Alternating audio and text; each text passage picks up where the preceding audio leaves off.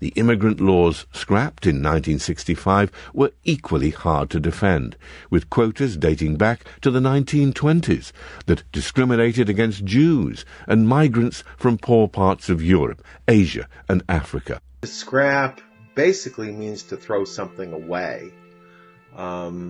Oftentimes the thing that gets scrapped has some sort of latent value, but typically it gets replaced, and most of the latent value is used up. So even though somebody may have still been using it, it doesn't really have much value to the next person that comes down, the next person that comes along, and basically it just gets turned into junk.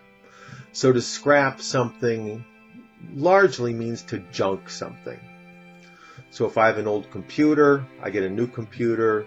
I like my old computer, it's pretty good, but it doesn't really have much value left to it. So I take it down to the computer store, and they pretty much just throw it away. They tear it into pieces. They turn it into scrap. The original meaning of scrap is to remove something from service.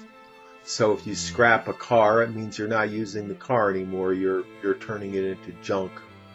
And the idea is that the car then gets dismembered, all the useful parts get taken off, recycled for spare parts, and then whatever is left over gets melted down.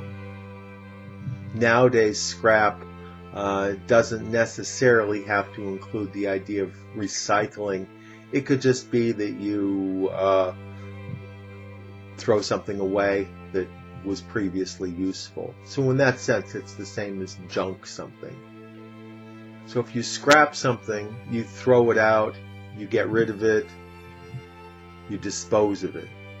So in this context, the old immigrant laws were scrapped, and that means that they were thrown away, but presumably in a lot of cases they were replaced with other laws, so they weren't really useful anymore. They had outlived their usefulness.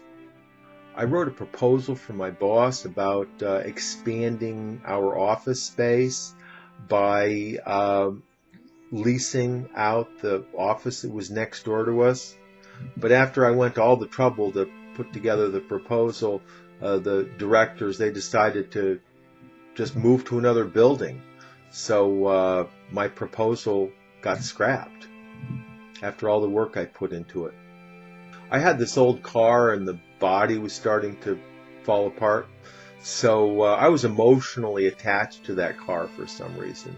So I started doing body work, and next thing you know, it's all covered with Bondo.